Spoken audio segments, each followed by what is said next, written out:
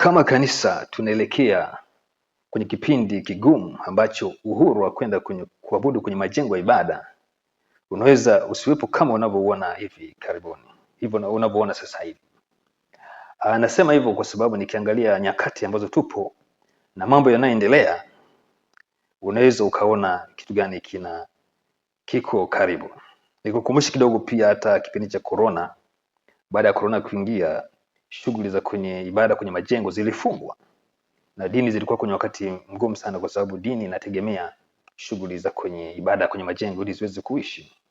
Lakini sasa mimi kitu ambacho nataka nikukumbushe kama wewe ni muamini wa Bwana wetu Yesu Kristo ni kwamba kweli dini imefanikiwa kuwa conditioned waamini kutegemea ibada za kwenye majengo, ezifu kuwa zile ibada za kwenye majengo zikifungwa kama kanisa linafungwa au kanisa haliwezi kuendelea, ambapo sio kweli.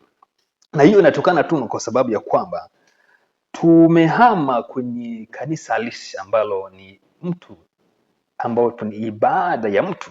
Na hii kitu nimekuwa nikisisitiza sana, nikirudia kusema mara nyingi kuwa wewe ni kanisa na wewe mwili wako ni hekalu la Roho Mtakatifu, moyo wako ni madhabahu na wewe ni kuhani. Ndio kanisa ambalo Kristo alilijenga, na hata milango ya kuzimu haitaliweza, na hakuna serikali ambayo inaweza kulifunga hili kanisa. Unaona?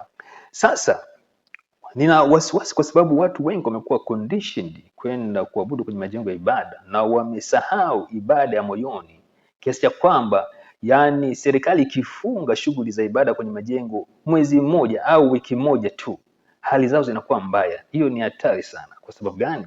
Tunaelekea kipindi ambacho nasema katika dunia ambapo uhuru huo unaweza usiwepo. Sasa kama umeshajengewa tabia ya kuona ibada mpaka uende kwenye jengo la ibada, kuwa hauwezi kumwabudu Mungu mpaka uende kwenye jengo, utaishije katika hayo mazingira? Nikukumbushe kidogo kwamba hata wanafunzi wa Yesu Kristo walipoanza kuhubiri Injili, hawakuanzia kwenye majengo makubwa, walikuwa wanaanzia kwenye nyumba. Ndio maana wanasema walikuwa na mega mkate nyumba hadi nyumba, kwa sababu ule uhuru haukuwepo. Sasa uhuru umekuja tu baada ya kuingia kwa dini, na dini kututambulisha, baada ya chombo hiki dini kututambulisha kwa serikali. Lakini kwa mambo yanayoendelea na nyakati ambazo zilitabiriwa, huo uhuru unaweza usiwepo tena. Nasema hivyo ni kama kukushauri kuwa urudi kwenye ibada halisi ya moyoni mwako, kwa sababu hata serikali iamue kufunga dini yako, wewe bado unaweza kufanya ibada moyoni mwako. Ni kitu cha muhimu sana kanisa. Lakini tusipoona hiyo kitu na usipoanza kujisimamia wewe mwenyewe, kitu cha yani dini inapofungwa utakuwa affected, yani utapata madhara sana, kwa sababu tayari ulishakuwa conditioned. Na kama ninavyosema, tupo kwenye nyakati ambapo tumesahau dini, tumesahau kanisa halisi, na tumehamisha shughuli za kanisa halisi kwenda kwenye majengo ambayo ni hatari. Yesu aliona vile, na alikuwa anajua nyakati zinakuja ambapo haya majengo hayatakuwepo. Kumbuka hata lile hekalu la Suleiman lilikuwa zuri, lakini liko wapi siku hizi? Halipo.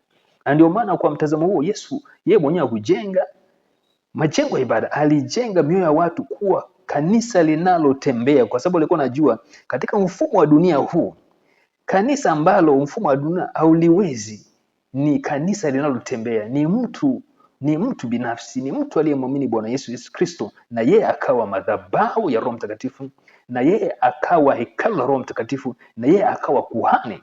Hilo ndio kanisa ambalo natakiwa lisisitiziwe katika nyakati hii, na watu wanatakiwa wafanye ibada za moyoni katika nyakati hii. Hii ni kwa faida yako kanisa, mimi nikushauri. Ninakwambia hii ni kwa faida yako. Na ibada ya pili ambayo unaweza kushauri, ambayo hata hiyo ni ngumu sana kuifunga, ni ibada ya nyumbani kwako. Kama nilivyosema mara nyingi, dini haitakushauri, kwa sababu dini inakuhitaji wewe uende kwenye majengo, kwa sababu huo ndio uhai wa dini. Lakini dini kama nilivyosema imesajiliwa serikalini, na mambo yanapobadilika au panapokuwa na hali ya hatarishi, serikali inaweza kuamua kusimamisha shughuli zote za kidini. Lakini zikisimamishwa, je, wewe utaacha kufanya ibada?